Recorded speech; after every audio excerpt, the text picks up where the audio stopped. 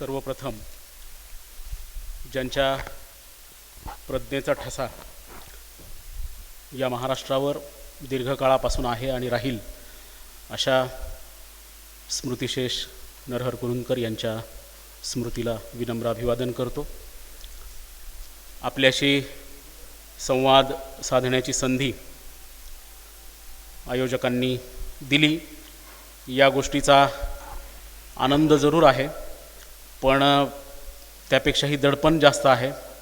याचं कारण असं की या व्याख्यानमालेत आत्तापर्यंत ज्या ज्या वक्त्यांनी आपले विचार मांडलेले आहेत त्या सर्व वक्त्यांच्या यादीवर मी जेव्हा नजर मारली तर तेव्हा या यादीत समाविष्ट होण्याची आपली खरोखरच पात्रता आहे का, असा एक प्रश्न सुरुवातीला माझ्या मनाला पडला।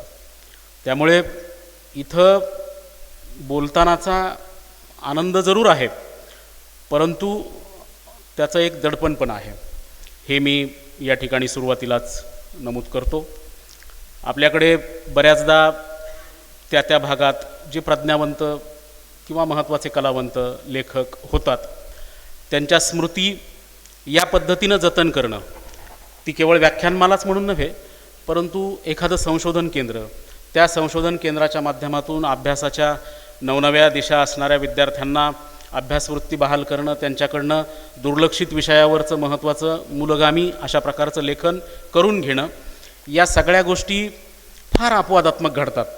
आणि आपण सर्वजण अशा भूमीत वावरतो आहोत की जिथे म्हणजे अशी भूमी म्हणजे ती काय फक्त नांदेड किंवा फक्त परभणी असं मला म्हणायचं नाही, परंतु एकूणच आजच्या आपल्या जगण्याला जी काही गती आलेली आहे ती गती जर आपण बघितली तर कला, साहित्य, संस्कृती या सगळ्याच गोष्टी आपल्या जगण्याच्या प्राधान्यस्थानावर अजिबात राहिलेल्या नाहीत। आणि आपण सर्वजण, तुमच्या माझ्यासहित आपण सर्वजण, की आपण एक विवेकी नागरिक, जबाबदार नागरिक, जबाबदार घटक असं होण्यापेक्षा एक सगळ्या बहुराष्ट्रीय आणि सगळ्या महत्त्वाच्या कंपन्यांच्या नजरेत आपण एक ग्राहक म्हणून आहोत। आणि पदोपदी तुम्ही ग्राहक आहात हेच ठसवण्याचा प्रयत्न अगदी आपण घराच्या बाहेर जेव्हा पडतो तेव्हापासून तर घरी परत येईपर्यंत इथली माध्यमं, इथलं पर्यावरण, ह्या सगळ्या गोष्टी आपल्याला हेच सांगत असतात की तुम्ही ग्राहक आहात। आणि बऱ्याचदा असं होतं की जी आपली ओळख नाही ती आपली ओळख आहे असं कोणी सांगत असेल आणि आपणसुद्धा त्याच्यावर विश्वास ठेवत असू तर तो प्रचंड मोठा धोका आहे।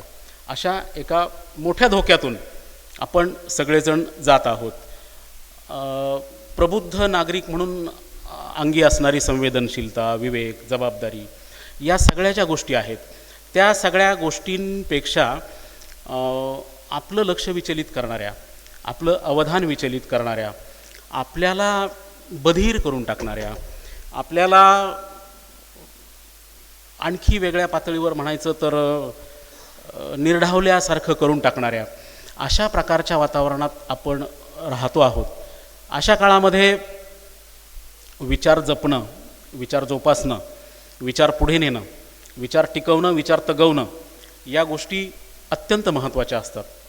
आज या व्याख्यानमालेच्या निमित्तानं तुमच्याशी जो संवाद साधणार आहे त्याबद्दल मी सन्मित्र विश्वासजी कुरुंदकर, श्रीनिवास पांडे सर, श्यामलताई पत्की ज्यांनी आता माझा परिचय करून दिल्याच्यानंतर मी स्वतःच जरा थोडासा बिचकून गेलो, ते विश्वाधार देशमुख आणि उपस्थितांमध्ये असलेले सर्व नांदेडकर लेखक, कवी, वाचक मित्रांनो, साहित्य ही जी गोष्ट आहे ती आपण त्याच्याबद्दल वारंवार बोलतो, आपण त्याच्याबद्दल वारंवार लिहितो, त्यातही साहित्य आणि समाज याच्या अनुषंगानं आपण सातत्यानं चर्चा करत असतो। साहित्य आणि समाज यांचा अनुबंध सातत्यानं जोडला जातो। बऱ्याचदा आता तर तशी अभ्यासशास्त्रीय पद्धती पण विकसित झालेली आहे, साहित्याचा समाजशास्त्रीय दृष्टिकोनातून अभ्यास, परंतु त्या अभ्यासशास्त्रीय पद्धतीनुसारचं विवेचन इथं असणार नाही, त्यासाठी पाठ्यपुस्तकं उपलब्ध आहेत. त्यामुळे साहित्य आणि समाज यांच्यातला जो जिवंत संबंध आहे, त्या जिवंत संबंधाच्या अनुषंगानं काही निरीक्षणं नोंदवता येतात का, हाच प्रामुख्यानं या विवेचनाचा आधार असणार आहे. साहित्य ही जी गोष्ट आहे ती गोष्ट मौलिक आहे, महत्त्वाची आहे आणि ती गोष्ट समाजाशी इतकी जोडलेली आहे की साहित्य आणि समाज या दोन्ही गोष्टी आपण स्वतंत्र करू शकत नाही. साहित्य हा समाज जीवनाचा आरसा आहे असं आपण मानतो, म्हणजे समाज जीवनाचं प्रतिबिंब साहित्यातून उमटतं असं त्यात अध्यारूत आहे. साहित्य हा समाज जीवनाचा आरसा आहे एवढी एकच ओळ पुरेशी नाही. साहित्य त्याच्या अनेक व्याख्या आपण आधीपासून ऐकलेल्या असतात, त्यातली ही एक की साहित्य हा समाज जीवनाचा आरसा आहे आणि जीवनाचं प्रतिबिंब त्यातून पडतं. म्हणजे जीवनाचं प्रतिबिंब पडतं याचा अर्थ असा की जीवनाचं दर्शन आपल्याला साहित्यातून घडतं, ही साहित्याची सगळ्यात मोठी गोष्ट. त्याचबरोबर आपण असंही अनेकदा वाचत आलेलो असतो की साहित्य हे दिशादर्शक असतं, साहित्य हे आपल्या जगण्याला बळ देत असतं, साहित्य आपल्या जगण्याच्या वाटा जेव्हा कुंठित झालेल्या आहेत असं आपल्याला वाटतं, आपल्या सभोवतालचं वर्तमान संभ्रमित झालेलं आहे असं आपल्याला वाटतं, आपण स्वतः द्विधा अशा प्रकारच्या मनस्थितीतून असतो असं आपल्याला वाटतं, तेव्हा आपल्याला भानावर आणण्याचं काम हे साहित्य करत असतं. आणि हे साहित्य आपल्या समाजातूनच आशयद्रव्य घेण्याचं काम करतं. साहित्याचं जे सगळं आशयद्रव्य आहे ते आशयद्रव्य आपल्याला समाजातून मिळतं आणि हेच साहित्य आपल्याला जगण्याला बळ पण देतं. म्हणजे साहित्यातून जीवनाचं प्रतिबिंब उमटतं हे जसं आपण मानतो, तसं साहित्य हे आपल्या जगण्याला बळ देतं हेही आपण मानतो, पण त्याच्या पुढे साहित्य हे समाजाला दिशा देण्याचं काम करतं असंही आपण ऐकलेलं असतं. त्यामुळे केवळ जीवनदर्शन घडवणं एवढंच साहित्याचं काम नाही, तर एक नवी मांडणी आपण समाजाच्या अनुषंगानं या साहित्याच्या माध्यमातून करत असतो. आणि ही नवी मांडणी करत असताना समाजात काही मूल्य रुजावीत, हा समाज मूल्यांनी युक्त असावा, आदर्श अशा मूल्यांचं आचरण समाजातून हद्दपार होता कामा नये, अशा प्रकारची भावना साहित्यातून सातत्यानं व्यक्त केली जाते. त्यामुळे मूल्यव्यवस्था, समाजातली जी मूल्यव्यवस्था आहे त्या समाजातल्या मूल्यव्यवस्थेला निर्धारित करण्याचं काम सुद्धा साहित्यच करतं. आणि हे सगळं करत असताना एक आणखी आंतरिक अशा प्रकारची गोष्ट आहे की आपण व्यक्ती आहोत, परंतु आपल्याला समष्टीशी जोडून घेण्याचं सगळ्यात मोठं काम हे साहित्य करत असतं. अन्यथा आज जर आपण बघितलं तर आपल्या सगळ्यांच्या हाती मोबाईल आहेत आणि आपण अगदी घरातसुद्धा, कुटुंबातसुद्धा, म्हणजे वरच्या मजल्यावर जर मुलगा असेल तर त्याला आपण खाली फोन करून सांगतो की बाबा तू जेवायला ये, किंवा घरातल्या कुटुंबातसुद्धा अगदी त्या 2-3 हजार चौरस फुटाच्या परिसरातसुद्धा आपण एकमेकाशी मोबाईलवर बोलतो. म्हणजे आपण आत्यंतिक व्यक्तिवादी होण्याच्या काळात अशी परिस्थिती की जणू काही आपल्यातला प्रत्येकजण एका स्वतंत्र बेटावर राहतो आहे, अशा काळात साहित्य हे आपल्याला समष्टीशी जोडण्याचं सगळ्यात मोठं काम करतं. आणि ते केवळ समष्टीशीच जोडतं असं नाही, तर समाजाची जी जडणघडण आहे ती समाजाची जडणघडण करण्याच्या प्रक्रियेतलं साहित्य हे सगळ्यात महत्त्वाचं हत्यार आहे, सगळ्यात महत्त्वाचं आयुध आहे. जेव्हा आम्हा घरी धन शब्दांचीच रत्ने, शब्दांचीच शस्त्रे यत्न करू असं संत तुकाराम म्हणतात, तेव्हा शब्दांना, साहित्याला असलेलं हत्याराचं, आयुधाचं जे स्थान आहे ते त्यातून आपल्याला अधोरेखित करावं लागतं. म्हणजे साहित्य ह्या दोन्ही पातळ्यावर, एक तर ते जीवनाचं प्रतिबिंब आहे, 2 ते आपल्या जगण्याला दिशा देतं, 3 ते आपल्या जगण्याला बळ प्राप्त करून देतं, 4 ते आपल्याला समष्टीशी जोडतं, 5 या समाजाचा मूल्यविवेक जागा करण्याचं काम हे साहित्य करतं. अशा प्रकारच्या साहित्याचं जे काम आहे ते काम कशा स्वरूपाचं असतं? प्रेमचंद यांनी 1936 साली, म्हणजे योगायोगाचा भाग असा की मला वाटतं नरहर कुरुंदकरांचा जन्म 1936चा आहे, म्हणजे अजून 32 हां, म्हणजे अजून 5 वर्षाच्या नंतर आपण कुरुंदकरांची जन्मशताब्दी साजरी करू. तर प्रेमचंद यांनी जे त्या प्रगतिशील लेखक संघाच्या अधिवेशनात जे विधान व्यक्त केलं होतं ते विधान फक्त मी तुमच्यासमोर मांडतो की साहित्य का लक्ष्य केवळ महफिल सजाना और मनोरंजन का सामान जुटाना नहीं है, इसका दर्जा इतना न गिराइए, वह देशभक्ति और राजनीति के पीछे चलने वाली सच्चाई भी नहीं बल्कि उनके आगे मशाल दिखाती हुई चलने वाली सच्चाई है, असं प्रेमचंद यांनी सांगितलं आहे. आणि या प्रेमचंद यांच्या विधानातूनच आपल्या असं लक्षात येतं की चांगल्या साहित्याची जागा कुठं आहे. आता ही चांगल्या साहित्याची जी जागा आहे ती चांगल्या साहित्याची जागा एका भल्या समाजाच्या निर्माणासाठी अतिशय आवश्यक असते. त्याचबरोबर मग आपल्या मनात प्रश्न असा येतो की हे ज्याला आपण साहित्य म्हणतोय ते साहित्य म्हणजे नेमकं काय आणि लेखक करतो तरी काय. याचं अगदी सोपं उत्तर असं आहे की काळानं निर्माण करून ठेवलेले जे गुंते आहेत ते गुंते उकलण्याचं काम लेखक करतो शब्दांच्या माध्यमातून. आता काळाने निर्माण करून ठेवलेले गुंते ही जी गोष्ट आहे म्हणजे बघा की आता आपण सगळे या सभागृहात बसलेलो आहोत. म्हणजे मी माझ्या वाळसरा या कथासंग्रहाच्या मलपृष्ठावर माझ्या एका निर्मिती प्रक्रियेसंदर्भातल्या लेखातलंच एक अवतरण दिलेलं आहे आणि त्यात मी असं नमूद केलं होतं की आपण सगळे आता एका विशिष्ट ठिकाणी बसलेलो सगळे आपल्या सगळ्यांच्या घड्याळातले काटे हे एकाच ठिकाणी असतील पण म्हणून आपल्या वाट्याला आलेला काळ सारखा नाही. प्रत्येकाच्या वाट्याला आलेला काळ वेगळा आहे. प्रत्येकाच्या समोर काळानं निर्माण करून ठेवलेले गुंते वेगळे आहेत. प्रत्येकाच्या समोर काळानं निर्माण करून ठेवलेले प्रश्न वेगळे आहेत. प्रत्येकाच्या समोर काळानं निर्माण करून ठेवलेली जी एक प्रश्नांची अंतहीन मालिका आहे ती वेगळी आहे आणि या प्रश्नांच्या सोडवणुकीचा प्रत्येकाचा रस्ता वेगळा आहे. या प्रश्नांच्या सोडवणुकीची प्रत्येकाची कृती वेगळी आहे आणि या प्रश्नांच्या सोडवणुकीचा प्रत्येकाचा वकूफ वेगळा आहे. हे सगळं प्रत्येकाचं वेगवेगळं आहे. मग लेखक काय करतो की काळाने जे निर्माण करून ठेवलेले गुंते आहेत ते गुंते उकलण्याचं काम करतो. काळ सारावा चिंतने हे तुकोबांचं प्रसिद्ध वचन आहे. काळ सारावा चिंतने या 3 शब्दांमध्ये ती सगळी भूमिका येते की हा सगळा जो काळ आहे तर तो काळ आपण चिंतनाच्या माध्यमातून सारला पाहिजे, चिंतनाच्या माध्यमातून आकळला पाहिजे, चिंतनाच्या माध्यमातून त्याला आपण सामोरं गेलं पाहिजे. संत कबीर तर आपल्याला माहिती आहे की म्हणजे अगदी संत तुकारामांचं नाव ज्या पद्धतीनं आपण घेतो तर एकूण देशपातळीवर कबीरांचं एक विधान आहे की कहेत कबीर संतन सुरमा काल निचोडके अमृत पिले. काळाला पिळवटून त्याच्यातून अमृत प्राशन करणं अशा प्रकारची संकल्पना कबीरांनी सांगितलेली आहे. आता वर्तमानाला पिळवटून टाकल्याच्या नंतर त्याच्यातून अमृतच येईल ही शक्यता अजिबातच नाही आहे, परंतु तो संतांचा आदर्शवाद आहे आणि हे सगळेच संत की ज्यांनी अतिशय उज्ज्वल अशा प्रकारच्या भविष्याची आशा बघितलेली आहे त्यासाठी त्यांनी त्यांचे शब्द खर्च केलेले आहेत.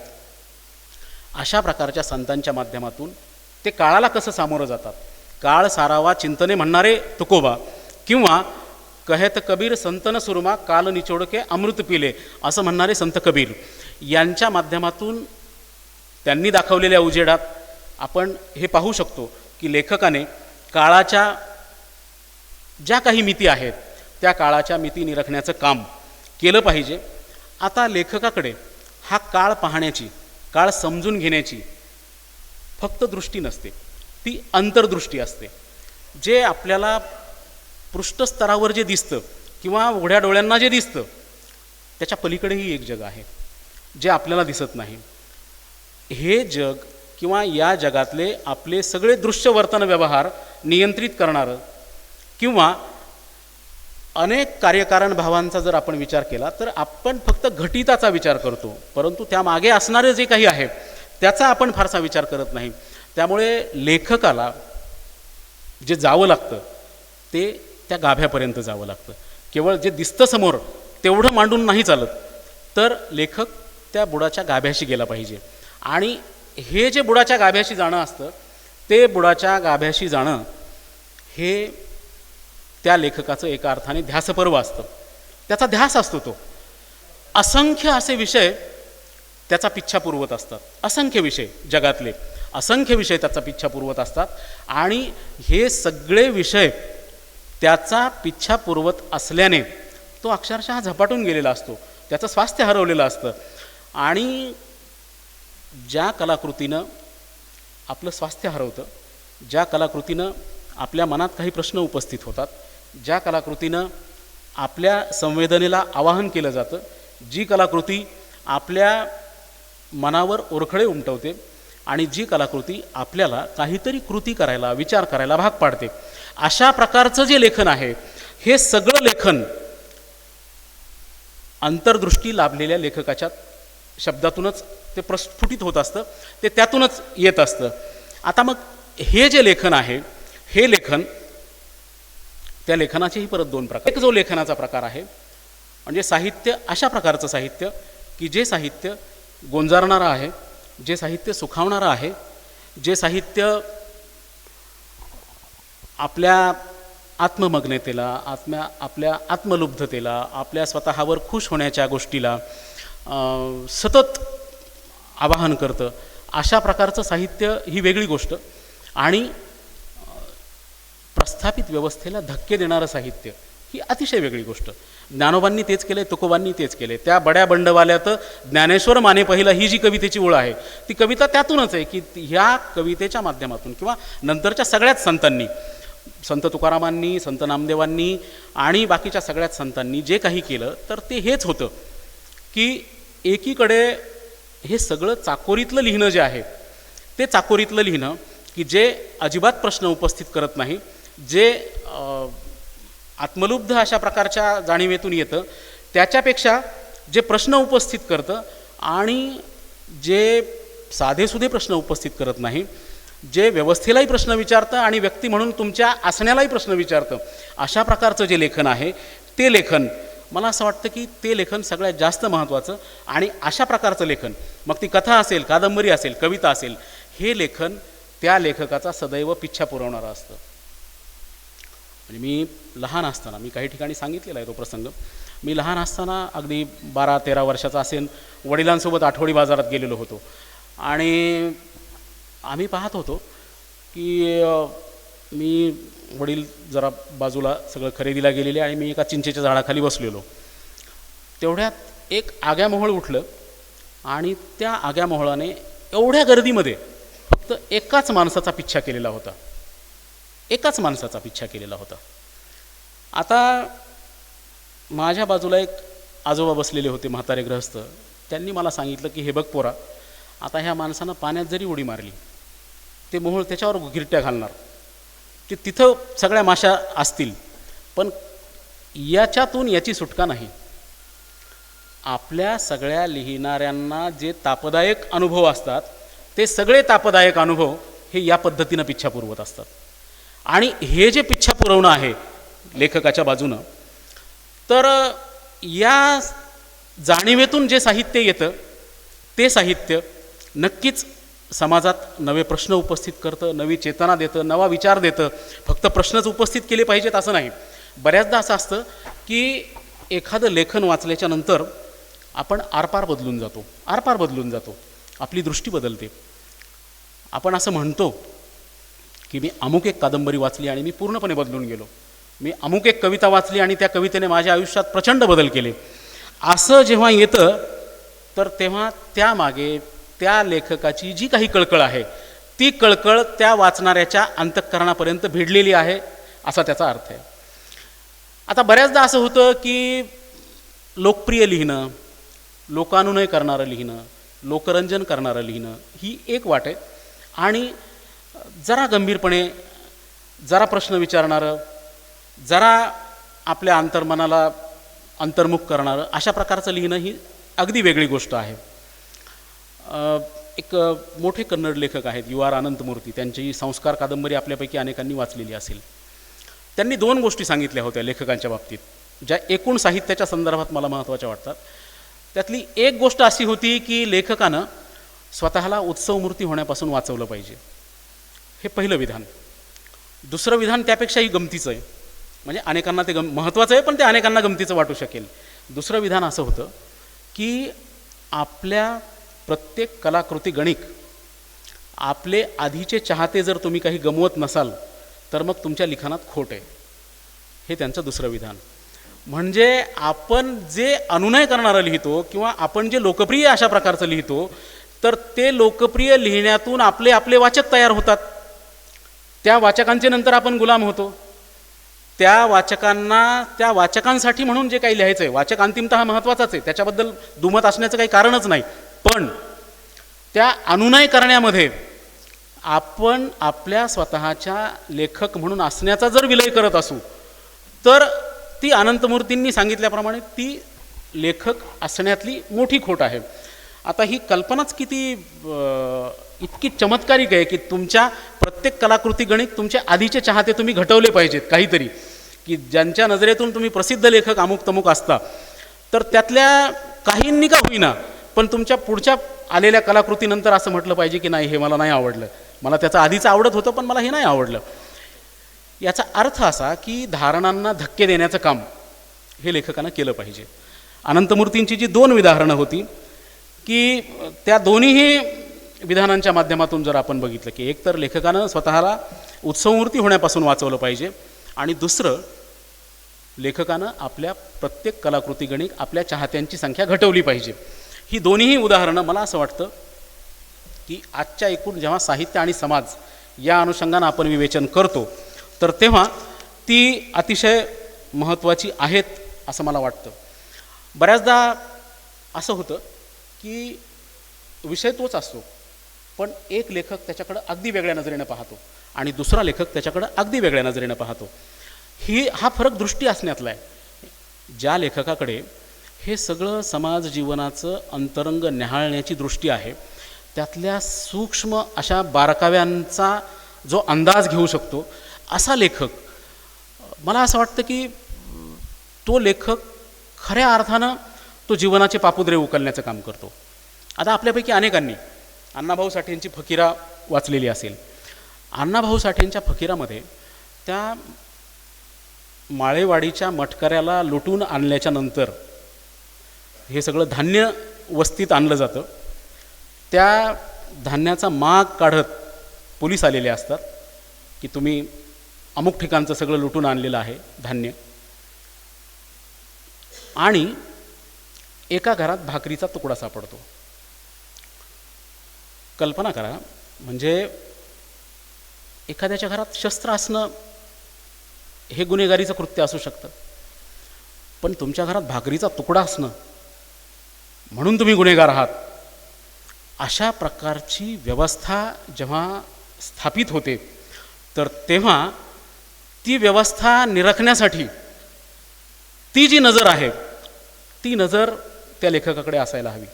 अण्णाभाऊंच्या फकीरामध्ये हे आपल्याला जाणवेल की तुमच्या घरात भाकरीचा तुकडा आहे म्हणजे तुम्ही गुन्हेगार आहात. इतकी अमानुष व्यवस्था, इतका टोकाचा वर्ग संघर्ष, इतकी टोकाची आर्थिक विषमता की ही आर्थिक विषमता म्हणजे ही नजर आहे, ही आर्थिक विषमता शोधणारी नजर, आणि अशा प्रकारची नजर ही सर्वच लिहिणाऱ्यांना लाभते असं नाही म्हणता येणार. ती काही मोजक्याच लोकांना ती लाभते आणि ज्यांचं साहित्य समाजमनावर दीर्घकाळ प्रभाव टाकतं ते लोक याच पद्धतीचं लिहितात, ते याच पद्धतीनं लिहितात.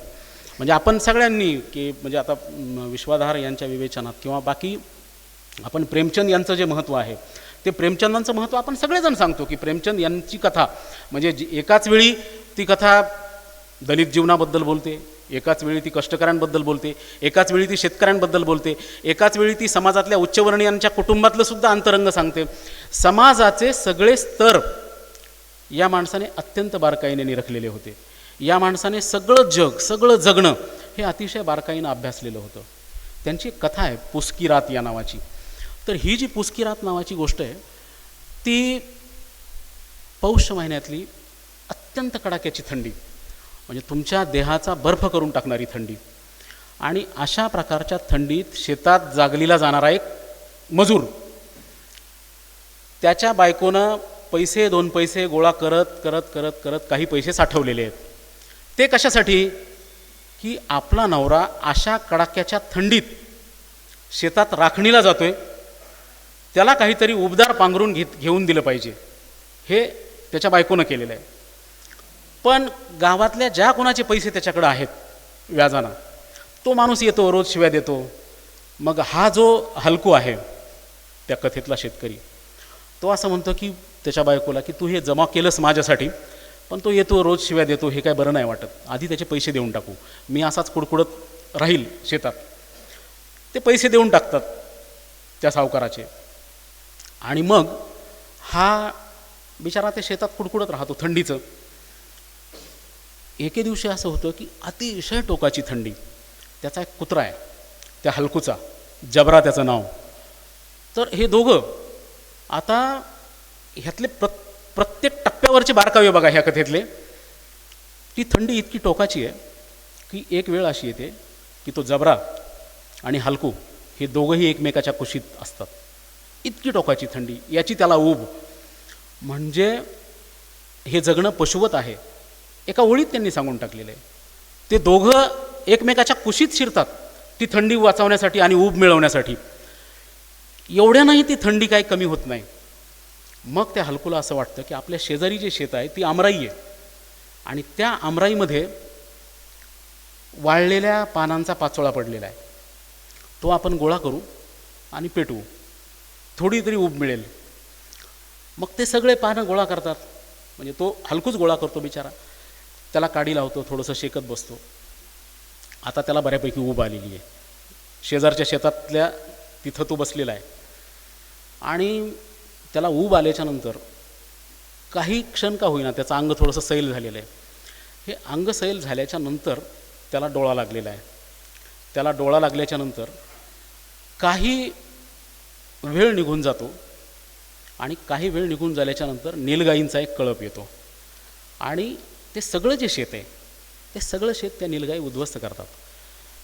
त्याचा जो आवाज आहे, त्या नीलगाईंचा आवाज ऐकून तो जबरा तिकडे पळालेला आहे. तो तावातावाने भुंकतोय त्या नीलगाईला शेतातून काढून टाकण्यासाठी, पळवून लावण्यासाठी. हलकूला हे सगळं ऐकू पण येत आहे, पण शरीर म्हणवत नाही, उठायची इच्छाच होत नाही, तो तसाच पडू नये. मग असं होतं की ते सगळं शेत नष्ट होतं. दुसऱ्या दिवशी सकाळ झालेली आहे, ऊन पडलेलं आहे, नवरा कसा नाही आला, म्हणून बायको शेतात आलेली आहे. आणि बायको शेतात आल्याच्या नंतर ती पाहते सगळ्या शेताची राखरांगोळी झालेली आहे, सगळं नष्ट झालेलं आहे. आणि मग ती त्या नवऱ्याजवळ येऊन त्याला उठवते. अहो उठा म्हणते, हे किती मोठं संकट आपल्यावर आलं, याचं तुम्ही काही अंदाज घेतला आहे का? तो उठतो, झोपेतून जागा होतो. ते दोघंही नवरा बायको शेताच्या बांधावर येतात, आणि शेताच्या बांधावर आल्याच्या नंतर त्याची बायको त्याला म्हणते की बघा तुम्हाला झोप लागली म्हणून हे सगळं आपलं शेत नष्ट झालं. आता आपण कुणीही या कथेचा शेवट असा केला असता की त्या शेतकऱ्यानं आक्रोश केलेला आहे, त्यानं बांधावर बसून टाहू फोडलेला आहे, त्यानं आणखी वेगळ्या पद्धतीनं त्याचं दुःख मांडलेलं आहे. पण इथं तो हलकू असं म्हणतो त्याच्या बायकोला की गेलं तर जाऊ दे. असं म्हणताना सुद्धा एक हसण्याची रेषा आहे त्याच्या चेहऱ्यावर. गेलं तर जाऊ दे, किमान आता असल्या मरणाच्या थंडीत उद्या इथं येण्याची गरज नाही. आता दृष्टी जी असते ती ही असते की सगळं काही गमावल्याच्या नंतर त्याचं दुःख वाटण्यापेक्षा सुटका वाटण्यातला आनंद वाटावा, किंवा एवढे भोग की जिथं पराभूत झाल्याच्या नंतर सुद्धा मुक्तीचा आनंद मिळावा. हे जे जगणं आहे ना, हे जगणं कळण्यासाठी, हे जगणं उमगण्यासाठी म्हणून प्रेमचंद महत्त्वाचे. म्हणजे अनेकांनी आपण असाच शेवट केला असता ना की तो शेतकरी धाय मोकलून रडलेला आहे आणि त्याच्या रडण्याला त्याच्या बायकोनं साथ दिलेली आहे. पण एक अशा प्रकारचा विचार हा माणूस देऊन जातो की इतकं पराकोटीचं शोषण की जिथं पराभवसुद्धा मुक्तीचा आनंद देतो, इतकी टोकाची विषमता की अशा प्रकारची विषमता म्हणजे आपल्या सगळ्या एकूण शेतकरी जगण्याबद्दल इतकं सुंदर भाष्य कुठं मिळेल, कुठल्या कथेत मिळेल, कुठल्या कादंबरीत मिळेल. आणि अशा प्रकारचं जेव्हा साहित्य निर्माण होतं तेव्हा हे साहित्य अनेकांच्या अंतःकरणाला स्पर्श करतं. बऱ्याचदा आपण असा विचार करतो की कुठल्या तरी दूरच्या लेखकानं लिहिलेलं असतं, पण ते वाचल्याच्या नंतर आपल्याला असं वाटतं की हे माझं आहे. ते वाचल्याच्या नंतर आपल्याला वाटतं की हे माझे अनुभव आहेत. असं जेव्हा वाटतं तेव्हा त्याचा अर्थच असा की तुम्ही इथे आहात का तिथे आहात का कुठल्या प्रदेशात आहात याच्याशी काही घेणं देणं नसतं. तुमची संवेदना एक आहे आणि काळाने तुम्ही जोडलेले आहात, ही सगळ्यात मोठी गोष्ट असते. अशा प्रकारच्या लेखकाला काळाचा नेमका स्वर कळालेला असतो आणि अशा प्रकारचं काळाचा नेमका स्वर असलेलं जे लेखन आहे ते लेखन हे नेहमीच काळाच्या पुढच्या टप्प्यावरचं असतं. केवळ प्रेमचंदच नाही तर मराठीतलेही अनेक मोठे लेखक, म्हणजे मराठीतसुद्धा ह्या सगळ्या 1960च्या नंतर आलेल्या दलित साहित्याच्या प्रवाहानं अण्णाभाऊ साठे असतील, बाबुराव बागुल असतील किंवा ग्रामीण जीवनाचं चित्रण करणारे काही लोक असतील, आदिवासी जीवनाचं चित्रण करणारे काही लोक असतील, स्त्रियांमध्ये आत्मभान आल्याच्या नंतरची झालेली निर्मिती असेल, या सगळ्या गोष्टींच्या माध्यमातून आपल्याला एक लक्षात येईल की ह्या सगळ्या साहित्याने मानवी मनाला स्पर्श केलेला आहे. आणि अशा प्रकारच्या मानवी मनाला स्पर्श करणारं जे साहित्य आहे ते साहित्य कुठल्या भाषेत जन्माला येतं हे महत्त्वाचं नाही. अन्य कुठल्याही भाषेतलं ते असो ते आपल्याला महत्त्वाचं वाटतं. आपल्यापैकी अनेकांनी महाश्वेता देवींना वाचलं असेल. महाश्वेता देवींची 1084 माँ या नावाची एक कादंबरी आहे, तिच्यावर त्याच नावाचा सिनेमा आहे आणि त्यात जया बच्चन यांची भूमिका आहे. एक असा मुलगा आहे की जो मुलगा तिथल्या त्या काळातल्या सगळ्या नक्षलवादाच्या घुसमटीत तो गुंतून पडलेला आहे, त्याच्या आयुष्याची वाट चुकलेली आहे आणि तो चळवळीत ओढला गेल्याच्या नंतर एके दिवशी सकाळी फोन खणखणतो. अतिशय सुखवस्तू आणि उच्चभ्रू असं कुटुंब येते, ज्या कुटुंबातला तो मुलगा आहे त्या चळवळीत ओढला गेलेला ते कुटुंब अत्यंत सुखवस्तू आहे. त्या सुखवस्तू कुटुंबातला मुलगा त्या चळवळीत ओढलेला आहे. सकाळी एके दिवशी फोन येतो की तुम्ही ब्रतीची आई आहात का? इकडून महिलेचा आवाज आल्याच्या नंतर ती म्हणती होय. बरं, मग तुम्ही कोटापूरला या. कोटापूर म्हणजे तिथं सगळे शव जमा केलेले असतात त्या जागेवर. तर ही हादरून जाते. हादरून गेल्याच्या नंतर ती जेव्हा तिथं जाते तेव्हा त्या व्रतीचा तिला चेहरासुद्धा दिसत नाही. तो पूर्ण छिन्न विच्छिन्न झालेला आहे. तो चेहरा दिसत नाही, सगळं शरीर चाळणी झालेलं आहे त्याच्यात तो मारला गेलेला आहे एका दुसऱ्या गटाकडून. आणि तिथे ती व्रतीची आई नाही आहे, तिथे ती 1084व्या मृतदेहाची आई आहे. तिची जी ओळख आहे त्याच्या आधीचे 1083 मृतदेहांच्या ओळखी पटल्या असतील. ही अशा मृतदेहाची आई आहे की 1084व्या मृतदेहाची आई आहे. आणि मग ती जेव्हा मागते की मला या मुलाचं पार्थिव तरी अंत्यसंस्कारासाठी द्या, तेव्हा तिला दिलं जात नाही. मग ती घरी परत येते. घरची सगळी माणसं ही सगळी आपापल्या आनंदात सुखात आहेत. घरात परत एका बहिणीचं लग्न जमवलेलं होतं तर सगळे लोक त्या सगळ्या आनंदात आहेत. पण ही जी बाई आहे तर ही बाई अतिशय मनस्वी आहे, तिचं कशातच मन लागत नाही. हे असं का घडलं असेल? आपल्या काळजाचा तुकडा तो अशा पद्धतीनं आपल्याला अनोळखी कधीपासून झाला? असा कुठला बिंदू आहे की आई आणि मुलगा यांच्यातलं अंतर एका क्षणी नाहीसं झालं आणि त्यानं हा निर्णय घेतला? या प्रश्नाने ती अक्षरशः उद्विग्न झालेली आहे. आणि मग तिचा शोध सुरू होतो. त्याचे बालमित्र, त्याच्या मैत्रिणी, सगळ्यांकडं पाहत पाहत पाहत एका आपलाच मुलगा, परंतु त्याचा नवा परिचय ती करू पाहते. जो असा परिचय की जो त्याच्या आईलाच अज्ञात आहे. आणि असा कुठला अज्ञात असं वळण आहे आपल्या आयुष्यातलं की ज्या वळणावर हा मुलगा एका वेगळ्या नजरेतून गेलेला आहे. हे सगळं ती शोधत राहते. आणि त्यानंतर ती त्या कुटुंबात अजिबात रमत नाही. ती पुन्हा वेगळ्या प्रकारच्या पण सकारात्मक सामाजिक कार्यामध्ये स्वतःला गुंतून घेते. आता हे पुस्तकाच्या पानातले जे संदर्भ आहेत ते पुस्तकाच्या पानातले संदर्भ, आता हे कथानक बंगालमधलं, पण पुस्तकाच्या पानातले संदर्भ आपल्याला समाज जीवनात सापडतात. म्हणजे साहित्य आणि समाज या गोष्टीच अशा आहेत की पुस्तकाच्या पानातले संदर्भ आपल्याला समाज जीवनात सापडतात आणि समाज जीवनातल्या सगळ्या उलथापालथी आपल्याला पुस्तकाच्या पानात दिसतात. 25 वर्षापूर्वीची गोष्ट आहे, गडचिरोली जिल्ह्यातली. म्हणजे अगदी महाश्वेता देवींच्या ह्या कादंबरीला निगडीत वाटू शकेल अशा प्रकारचं कथानक, की चिन्ना मटामी या नावाचा एक आदिवासी तरुण आहे आणि त्याची आई जब्बेबाई.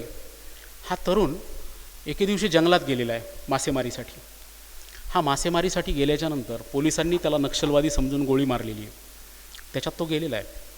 आता ही जी जब्बेबाई आहे तिचा आकांत की माझा मुलगा नक्षलवादी नाही, तो फक्त जंगलात मासेमारीसाठी गेलेला होता. त्याच्या आयुष्यावर असलेला हा जो शिक्का आहे तो शिक्का मला मान्य नाही, हे निग्रहानं पटवून सांगण्यासाठी ती बाई पार सर्वोच्च न्यायालयापर्यंत भांडली. कदाचित माडिया या समूहाची न्यायालयाचा दरवाजा ठोठावलेली ती पहिली बाई असेल देशातली. ही बाई, या बाईचं म्हणणं एकच होतं की माझा मुलगा हा गुन्हेगार नाही, माझा मुलगा हा नक्षलवादी नाही. एक वेळ अशी येते की न्यायालयाला तिच्या बऱ्याच गोष्टी ऐकाव्या लागतात आणि त्याच्यानुसार सरकारला काही निर्देश द्यावे लागतात. एका अशिक्षित बाईनं निर्माण केलेली ही सगळी गोष्ट आहे. आमच्या परभणीमध्ये 1-1.5 वर्षापूर्वी एक घटना घडली जी सबंध महाराष्ट्रात त्या घटनेची चर्चा झाली आणि सोमनाथ सूर्यवंशी हा तरुण न्यायालयीन कोठडीत असताना त्याचा मृत्यू झाला. त्याच्या आईनं प्रश्न उपस्थित केला की माझा मुलगा गुन्हेगार नव्हता. सरकारनं तिला देऊ केलेली 10 लाख रुपयाची मदत त्या मातेनं नाकारली आणि तिनं हे सांगितलं की माझा मुलगा गुन्हेगार नव्हता, त्याला जोपर्यंत न्याय मिळणार नाही तोपर्यंत मी भांडत राहीन. मला असं सांगा की गडचिरोली जिल्ह्यातली जब्बेबाई असेल किंवा परभणीतल्या सोमनाथ सूर्यवंशीची आई असेल, ही महाश्वेता देवींच्या कादंबऱ्यातलीच पात्र आहेत ना. हे म्हणजे महाश्वेता देवींच्या 1000 चुराशिरमा किंवा अरण्य राधिकार, ही सगळी जी पात्र आहेत या कादंबऱ्यातली, ती सगळी पात्र आपल्या अवतीभोवती असतात.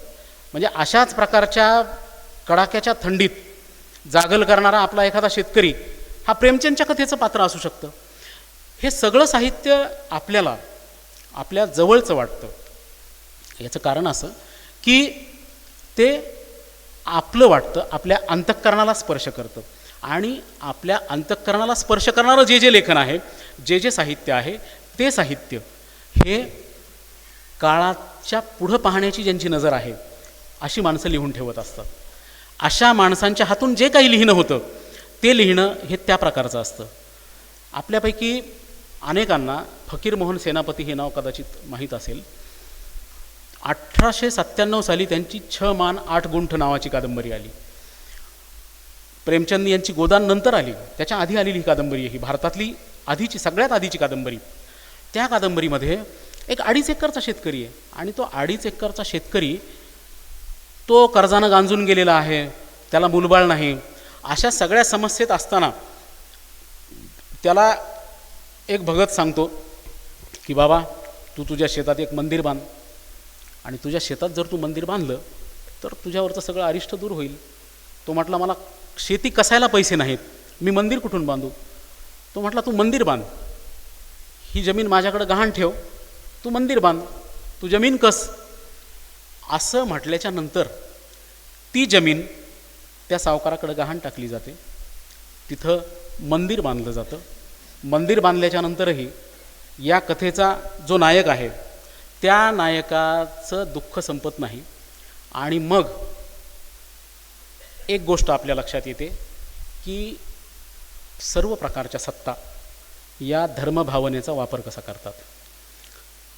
जेव्हा हा शेतकरी त्याला त्याच्या शेतात तू मंदिर बांध असं एखादा सावकार सांगतो, तेव्हा त्याच्या सगळ्या भावनिक गोष्टीचा ताबा ह्या सावकाराने घेतलेला आहे.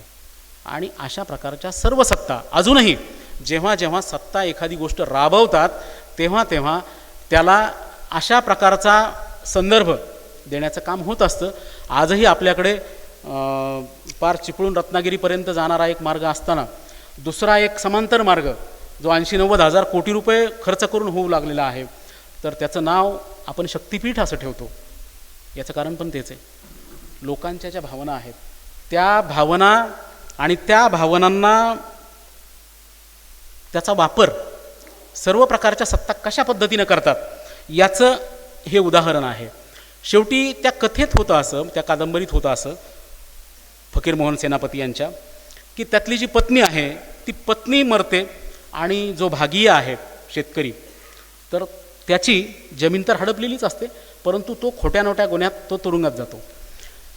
आता 2026मध्ये एखादी गोष्ट सत्तेकरवी घडत असताना तिचं सूचन 1897 साली झालेल्या एखाद्या कादंबरीतही सापडू शकतं. साहित्य आणि समाज यांच्यातलं जे नातं आहे, हे नातं असं आपल्याला इतक्या पातळ्यांवर आणि इतक्या वेगवेगळ्या पद्धतीनं आपल्याला पाहता येऊ शकतं, आपल्याला दिसतं. आणि हे सगळं जे नातं आहे, हे सगळं नातं जर आपण बघितलं तर या नात्याच्या माध्यमातून आपल्या असं लक्षात येईल की जगातलं सगळं साहित्य, जगातलं सगळं श्रेष्ठ साहित्य हे अशा प्रकारच्या संघर्षातून आलेलं आहे. हा समाज भला व्हावा, हा समाज शोषणमुक्त व्हावा, हा समाज एका चांगल्या जगात रूपांतरित व्हावा, अशा प्रकारची आस लिहिणाऱ्याच्या मनात असते. आणि त्याच्या भोवतीचं वास्तव हे असंख्य प्रकारच्या प्रश्नांनी भोवंडून गेलेलं असतं. त्याच्या अवतीभोवतीचं विदारक अशा प्रकारचं वास्तव आणि त्या लेखकाच्या मनात कल्पनेला वसलेलं आदर्श असं जग, या दोन्हीतला झगडा, त्यातूनच चांगलं साहित्य जन्माला येतं. या दोन्हीत सतत संघर्ष चाललेला असतो. आपल्या भोवतीचं वास्तव आणि प्रत्यक्ष लेखकाच्या मनात असलेलं जग याचं वास्तव. असं असताना आता लिहिण्यात सगळ्यात महत्त्वाचं जर काय असेल तर ती संवेदनशीलता आहे. आणि ही संवेदनशीलता, ज्याच्याकडे संवेदनशील अशा प्रकारचं काळीज आहे तो माणूस लिहू शकतो. त्याला म्हणजे येणे दुःखे पाहे फोटो माझा प्राण असं एखादं वचन, किंवा बुडती हे जन न देखवे डोळा असं एखादं वचन, की अशा प्रकारचं दुःख की या दुःखाचा साक्षात्कार झाल्याच्या नंतर, या दुःखाचा स्पर्श झाल्याच्या नंतर त्या दुःखाचं निराकरण करण्याचं काम, त्या दुःखाचं निराकरण करण्याचं काम हे या प्रकारचं सगळं साहित्य करत असतं. मी अनेकदा म्हणजे या संदर्भातलं एक उदाहरण दिलेलं आहे की आता आपल्यापैकी अनेक जण अशा प्रकारे असतील जुन्या पिढीतले की ज्यांच्या पायात काटा मोडला असेल चिखलातला, तर हा चिखलातला काटा मोडल्याच्या नंतर आपण त्या चिखलातला काटा मोडल्याच्या नंतर पायाची जी ठणक आहे, ती पायाची ठणक थांबवण्यासाठी आपण त्याच्यावर मोरपीस नाही फिरवत, त्या पायावर किंवा त्या तळव्यावर मोरपीस नाही फिरवत. आपण काय करतो, आपण तिथं मेन लावतो आणि त्याला चटका देतो. आपली सगळी जी जुनी माणसं आहेत, त्या जुन्या माणसांना जर विचारलं की हे कशासाठी करायचं, तर ते असं सांगतात की यानं कळ मरते,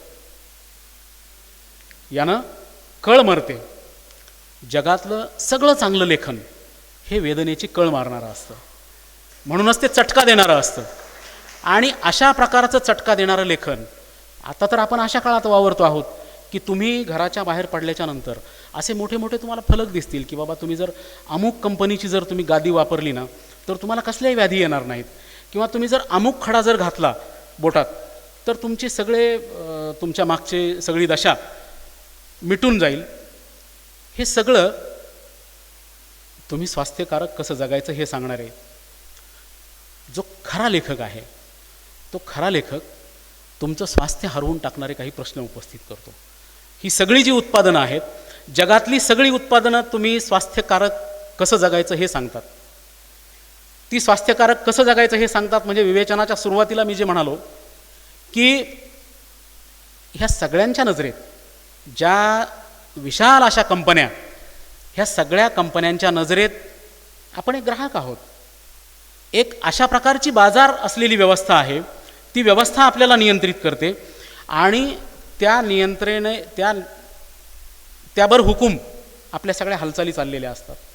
अशा काळात ह्या सगळ्या स्वास्थ्यकारक जगण्याच्या काळात आपली झोप उडून जाईल अशा प्रकारचं काहीतरी जेव्हा वाचायला मिळतं, फक्त झोप उडून जाईल किंवा फक्त अस्वस्थ करील असंच मला म्हणायचं नाही, जे तुम्हाला नवी काहीतरी दृष्टी देईल, जे तुम्हाला नवं काहीतरी सांगेल, अशा प्रकारचं जे सत्य आहे ते सत्य जेव्हा साहित्यातून प्रकटतं, ते सत्य जेव्हा साहित्यातून येतं, तर तेव्हा एका चांगल्या समाजाच्या दिशेनं जी काही आपण अपेक्षा करतो, अशा प्रकारच्या अपेक्षा अशा लेखनातून घडत असतात.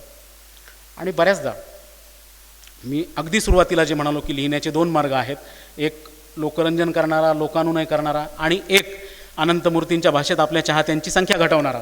हे 2 जे मार्ग आहेत, तर यातल्या दुसऱ्या मार्गातले जे लेखक आहेत, तर जगातले सगळे मोठे लेखक किंवा ते कधीच असं म्हणणार नाहीत की ही माझी मौलिक कृती आहे, हे मी फारच महत्त्वाचं लिहून गेलेलो आहे, किंवा हे माझ्या हातून फार महत्त्वाचं काहीतरी झालेलं आहे. कुठलाही चांगला लेखक असं म्हणणार नाही. त्याचं कारण असं असतं की त्याच्या नजरेतलं सर्वश्रेष्ठ लेखन त्यानं लिहिलेलंच नसतं. त्याच्या नजरेत जे आहे सर्वश्रेष्ठ ते त्याच्या हातून घडलेलंच नसतं. ते घडावं ही त्याची आस असते. आजवर आपण लिहिलेल्या लेखनासंबंधीचं आपलं असमाधान हे आपल्या पुढच्या लेखनाचं प्रयोजन असलं पाहिजे. जगातलं सगळं चांगलं साहित्य हे या प्रयोजनातून जन्माला आलेलं आहे.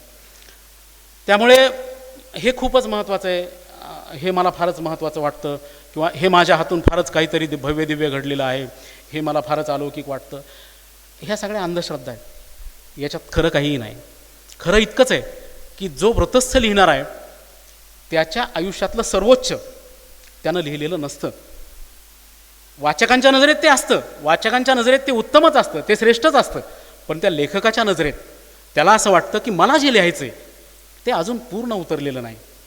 आणि हे जे त्याचं असमाधान आहे, हे त्याचं असमाधान त्याला सतत लिहितं ठेवतं. आपण पुन्हा पुन्हा लिहितो याचं कारणच ते असतं. नसता एकच पुस्तक लिहिल्याच्या नंतर आपल्याला वाटलं असतं की संपलं. आपण पुन्हा पुन्हा लिहितो त्याचं कारणच हे असतं की आपल्या आधीच्या सगळ्या लिहिण्यातलं जे असमाधान आहे, तर ते असमाधान हेच आपल्या पुढच्या लिहिण्याला ऊर्जा पुरवत असतं, आपल्या पुढच्या लिहिण्याला बळ देत असतं. आता मग हे जे बळ आहे, हे बळ कशाच्या आधारे मिळतं किंवा हे बळ कशाच्या आधारे शोधलं जाऊ शकतं, तर ती एकच गोष्ट आहे आणि ती आहे संवेदनशीलता.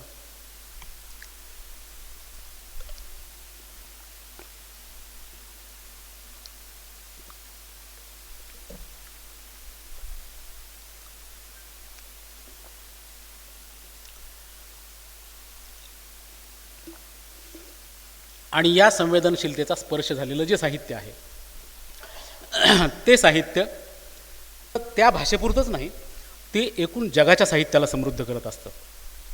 आणि साहित्य म्हणजे आपल्या डोक्यात कल्पना असेल की साहित्य म्हणजे लिहिलेलं, साहित्य म्हणजे फक्त शब्दात बंदिस्त असलेलं, साहित्य म्हणजे पुस्तकात असलेलं, असं नाही आहे. अक्षरं जेव्हा लिपिबद्ध नव्हती तेव्हासुद्धा साहित्याची निर्मिती होत होती. जेव्हा लिपीच नव्हती अस्तित्वात तेव्हाही लोक कल्पनेनं लिहित होते.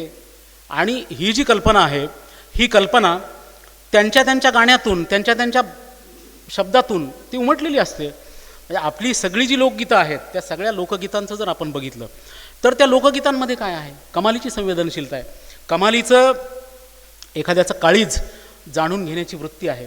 आणि अशा प्रकारची वृत्ती असलेली असंख्य लोकगीतं, ती काय मराठीतच आहेत असं नाही, ती सगळ्या भारतात आहेत, इतक्या वेगवेगळ्या भाषेत आहेत. आपल्या मराठीपुरतं जरी आपण म्हटलं तर आपलं सगळं आयुष्य संपून जाईल. मालवणी बघा, वराडी बघा, अहिराणी बघा, तावडी बघा, किती बोली. म्हणजे आपण इतक्या कमी सगळ्या मर्यादित गोष्टींच्या उजेडात आपण हे सगळं पाहत असतो. प्रत्यक्षात हे जग प्रचंड मोठं आहे. मराठीतल्याच एवढ्या सगळ्या बोली आहेत, तर भारतभर काय असेल आणि भारतात किती गाणी असतील. एक आपल्याला अण्णाभाऊ साठेंची छक्कड माहिती आहे की माझी मैना गावावर राहिली. तर एक अशा प्रकारचा माणूस की जो कामासाठी गेलेला आहे, मुंबईत गेलेला आहे, आणि त्या मुंबईमध्ये तो ऊन वारा पाऊस खात खात खात खात तो तिथं जगतोय. आणि त्याच्या बायकोला त्यानं सांगितलेलं आहे की बाबा मी येईल, मी तुला सोन्याचं अमुक दागिना करील, तमुक दागिना करील, अशा सगळ्या गोष्टी तो सांगतो. पण प्रत्यक्षात असा काही दिवस येत नाही. आता हे अण्णाभाऊंनी लिहिलेलं साधारणपणे 50 ते 60च्या दशकातली गोष्ट. एक अवधी भाषेतलं एक लोकगीत आहे, रेलिया बैरन पिया कुलिये जाय रे. मालिनी अवस्थी या लोकगायिका आणि खूप वेगवेगळ्या भाषेतली लोकगीतं त्यांनी गायलेली आहेत. आपण जरूर आपल्यापैकी तर अनेकांनी मालिनी अवस्थींना ऐकलेलंही असेल. तर अशा प्रकारचं गीत रेलिया बैरन पिया को लिए जाए रे, त्या गाण्यातून ती बाई असं म्हणते की ही जी रेल आहे ती तिला वैरीण वाटते. वैरीण का वाटते? कारण ती माझ्या नवऱ्याला घेऊन चाललेली आहे.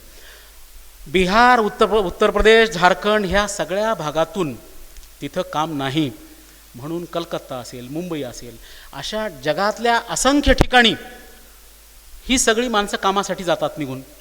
आणि ही सगळी निघून जाणारी जी माणसं आहेत त्यातल्याच एका जोडीदारणीची वेदना सांगणारं ते गाणं आहे की बा हा माझा नवरा इथून निघून जातोय आणि रेल नावाची वैरीण तिला ती वैरीण वाटते. रेलिया बैरन पिया को लिए जाए रे. आणि मग त्या गाण्यात ती असं म्हणते की बाबा तो ज्या तिकिटावर रेल्वेनं प्रवास करणार आहे ते तिकीट भिजावं, नष्ट व्हावं. तो ज्या शहराला जाणार आहे त्या शहराला आग लागावी. तो ज्या माणसाकडं कामाला जाणार आहे त्याचंही काहीतरी नष्ट व्हावं दुकान. पण असं काही होत नाही आणि त्याला तर कामासाठी मुलूक सोडावा लागतो. आता अण्णाभाऊ साठेंच्या छक्कडमध्ये असणारी गावाकडं राहिलेली बाई आणि अवधी भाषेतलं हे लोकगीत रेलिया बैरन पिया को लिए जाए रे. आता दोन्हीतली जी वेदना आहे ती वेदनेची जातकुळी एकच आहे. गाणं जसं समेवर येतं तसं अनेकदा वेगवेगळ्या भाषेतलं चांगलं साहित्यसुद्धा समेवर येताना आपण पाहतो. आपल्याला असं दिसतं की हे तर मी या भाषेतसुद्धा वाचलेलं होतं, या भाषेतसुद्धा मी वाचलेलं आहे असं आपल्याला वाटतं. आणखीन एक बुंदेलखंडी लोकगीत आहे. संवेदनशीलता हा मुद्दा आणखी स्पष्ट करण्याच्या दृष्टिकोनातून सांगतो की राम आणि लक्ष्मण, अवधी गाणं येते. राम आणि लक्ष्मण जंगलात गेलेले आहेत आणि जंगलात गेलेले असताना त्यांनी हत्तीनीची शिकार केलेली आहे. त्या हत्तीनीचा तिथं शिकार केलेली असताना रामाला तहान लागते. हे गाणंसुद्धा मालिनी अवस्थीनं गायलेलं आहे, म्हणजे तुम्हाला ऐकता येईल. तर रामाला तहान लागल्याच्यानंतर राम लक्ष्मणाला सांगतात की बाबा तू जा आणि मला पाणी घेऊन ये. लक्ष्मण जरा उंच वट्यावर जातात आणि पाहतात समोर तेवढ्या सगळ्या वैरान सगळ्या परिसरामध्ये एका ठिकाणी एक बाग फुलवलेली त्यांना दिसते.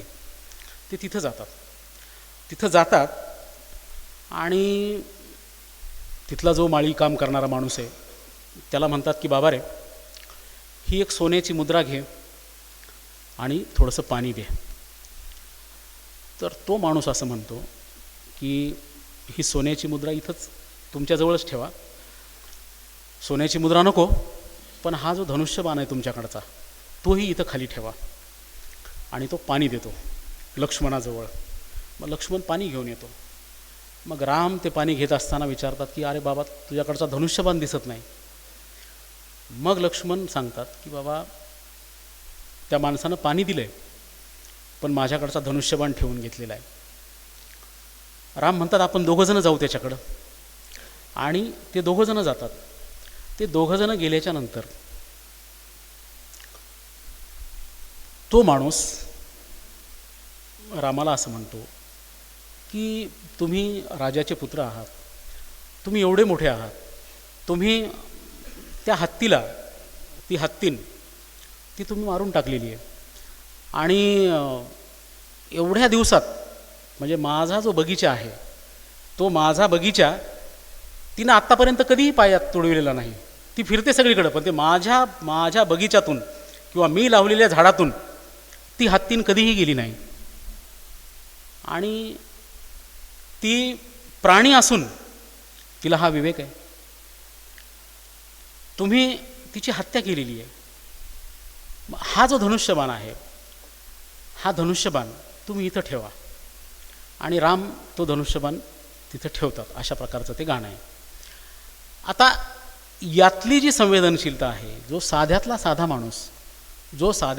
माणूस त्याच्या जगण्यातून आलेलं जे शहाणपण आहे, त्याच्या जगण्यातून आलेल्या शहाणपणातून त्याच्यात पाझरत असलेली जी संवेदनशीलता आहे, ती संवेदनशीलता वेगळं काहीतरी सांगू पाहते, ती संवेदनशीलता वेगळं काहीतरी मांडू पाहते. आणि अशा प्रकारच्या संवेदनशीलतेचा साक्षात्कार आपल्याला केवळ पुस्तकाच्या भाषेतच दिसतो असं नाही, तो आपल्याला वेगवेगळ्या लोकगीतांच्या माध्यमातून, वेगवेगळ्या लोककथेच्या माध्यमातून तो दिसतो. त्या गाण्यातल्या, म्हणजे त्या मालिनी अवस्थींनी गायलेल्या गाण्यातल्या हाथीनी न रौंदे भैया मोरी फुलवरिया तू काहे मारथ्या राजा वनके हातीनिया, त्या हत्तीनीनं माझी फुलबाग तुडवली नाही आणि जी या जंगलाची स्वामी आहे तिला तुम्ही कसं मारलं, असा प्रश्न त्या बागकाम करणाऱ्यानं विचारला. मला असं म्हणायचं आहे की ही सगळी जी संवेदनशीलता आहे, ही संवेदनशीलता प्रत्येकाच्या ठायी असते. या संवेदनशीलतेला आवाहन करून, या संवेदनशीलतेला अतिशय वेगळ्या प्रकारे चेतवून आपण चांगलं साहित्य लिहू शकतो आणि चांगलं साहित्य वाचू शकतो.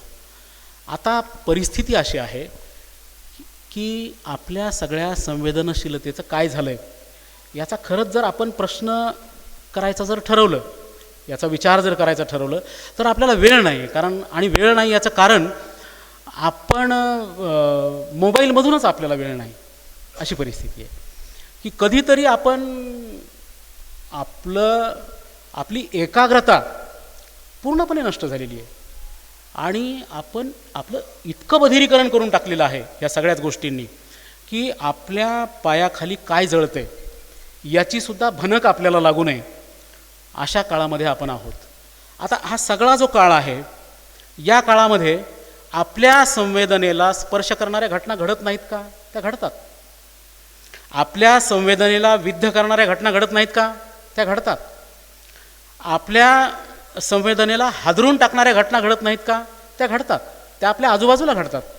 त्या आपल्या आजूबाजूला जरी घडत असल्या तरी तेच आपल्या आजूबाजूचं वास्तव जेव्हा 10-12 सेकंदाच्या रीलमध्ये आपल्या समोर येतं तेव्हा ते पाहण्यासाठी आपले डोळे सरावलेले असतात.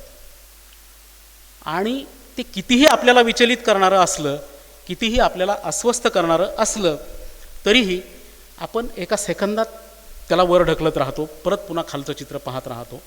याचा अर्थ असा की ही जी संवेदनशीलता आहे, ही संवेदनशीलता, तिचं बधिरीकरण तर ह्या सगळ्या माध्यमांनी करून टाकलेलं आहे. आणि लक्षात घ्या, माध्यमं कोणतीच वाईट नाहीत, दोष माध्यमांचा नाहीच आहे.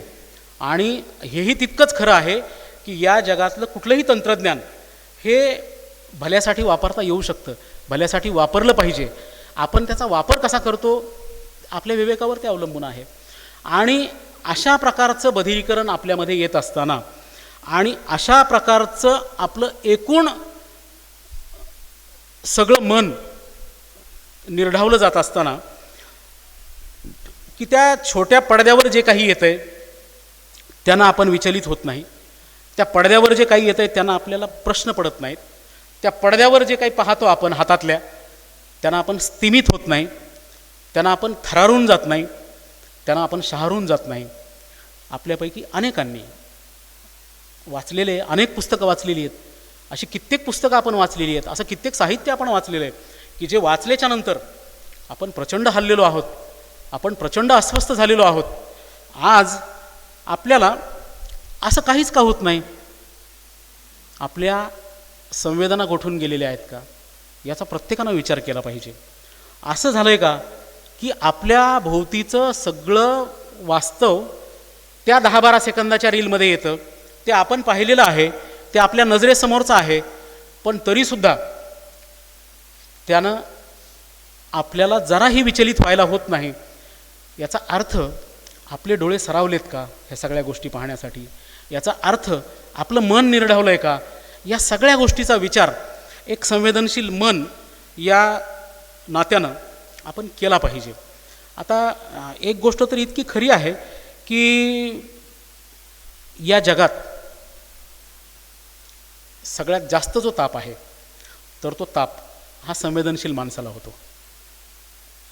आणि सगळ्यात जास्त त्याग, मग तो व्यावहारिक पातळीवर असेल, कौटुंबिक पातळीवर असेल, सामाजिक पातळीवर असेल, किंवा सगळ्यात जास्त गमावणं हे विचारी माणसाला गमवावं लागतं. जी माणसं अविचारी आहेत त्यांना फारसं गमवावं लागत नाही. जी असंवेदनशील आहेत त्यांना काही फार त्रास होत नाही. हा ताप जो होतो तो संवेदनशील माणसाला होतो. आणि मग बऱ्याचदा आपली एक मध्यमवर्गीय मानसिकता अशा पण प्रकारची असते की बाबा हे सगळं दुःखद, हे सगळं तापदायक, हे कशासाठी बघायचं, कशासाठी वाचायचं. आता म्हणजे आता वर्तमानपत्राच्या क्षेत्रात आम्ही काम करत असताना बऱ्याचदा काही मध्यमवर्गीय वाचकांची अपेक्षा अशी असते की अहो ते अशा अशा बातम्या कशा काय येतात पहिल्या पानावर, किंवा अशा अशा बातम्या वर्तमानपत्रात कशासाठी येतात.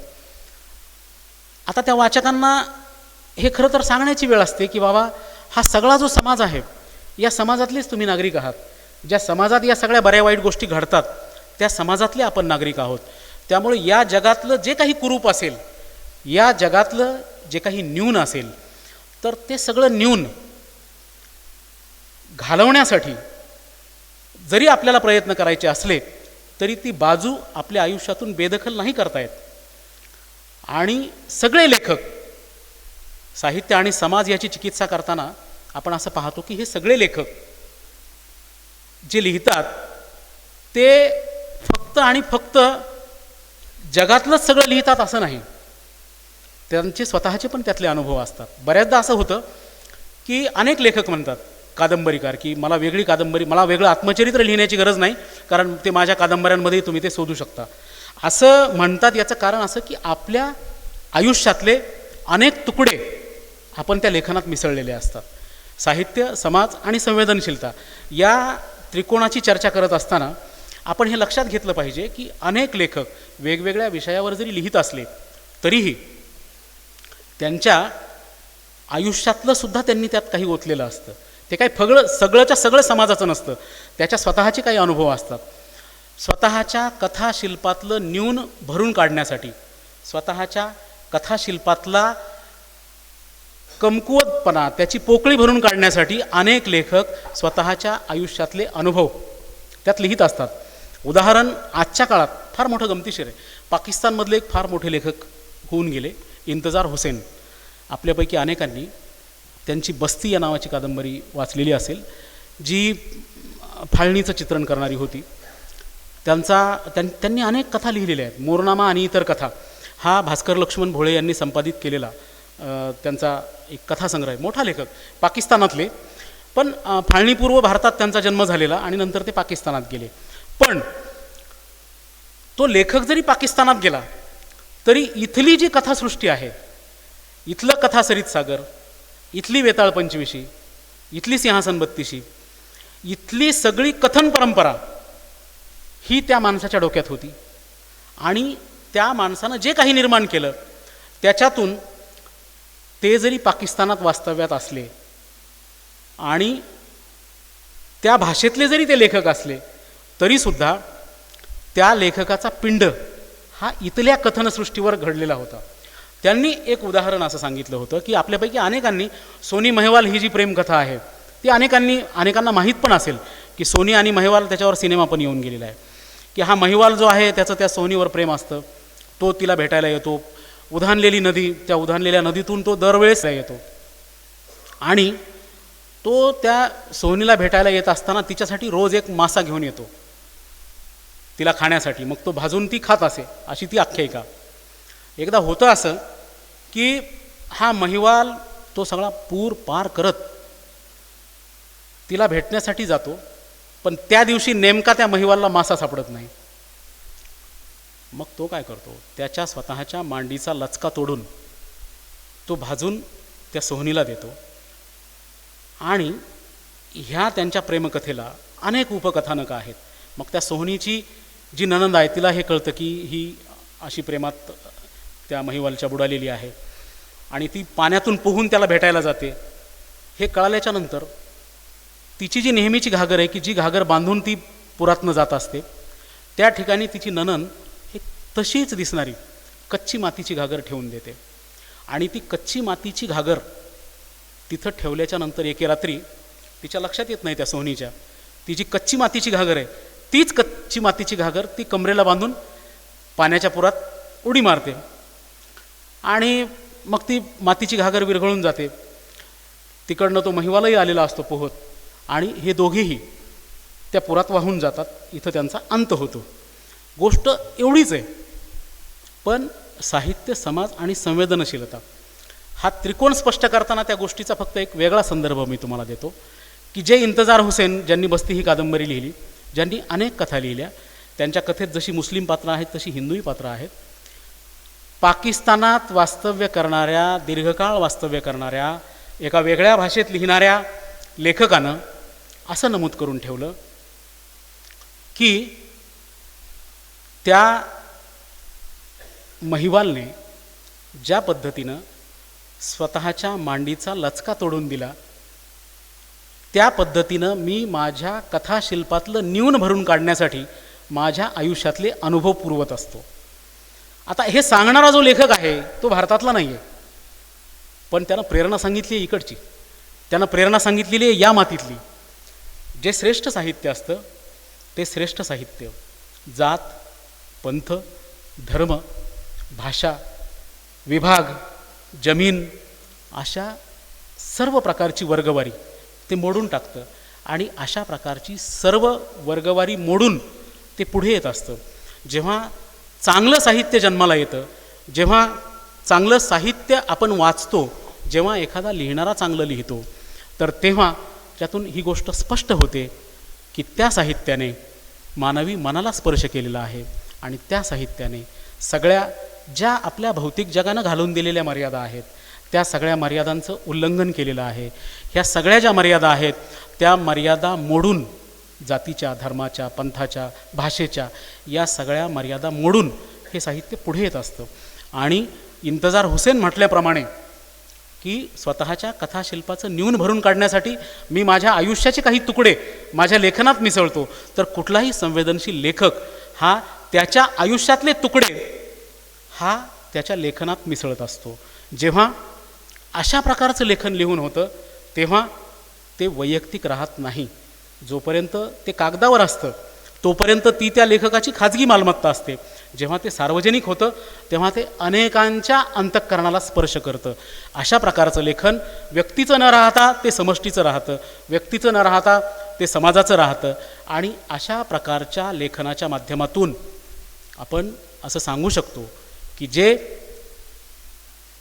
त्या काळाचं असतं ते यासुद्धा काळात महत्त्वाचं असतं, जर ते खरंच महत्त्वाचं असेल तर. जे विशिष्ट काळातलं असतं ते सार्वकालिकसुद्धा असतं आणि जे सार्वकालिक असतं ते कायमच मौलिक असतं. धन्यवाद.